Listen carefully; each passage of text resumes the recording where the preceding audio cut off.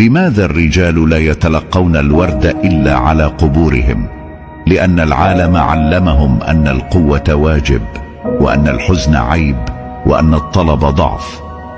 قضوا أعمارهم يبتلعون الألم بصمت كي لا يقلقوا أحدا، يضحكون ليطمئن غيرهم، ويكتمون كل ما يوجعهم خلف كلمة صغيرة: أنا بخير. لم يتعلم أحد أن يقدم لهم وردة في الحياة، لأنهم دائما الطرف الذي يفترض أن يمنح لا أن يمنح، أن يحمي لا أن يحتوى. لا أحدا يرى الإرهاق خلف نظراتهم الثابتة، ولا يسمع الصوت الذي يختنق في صدورهم.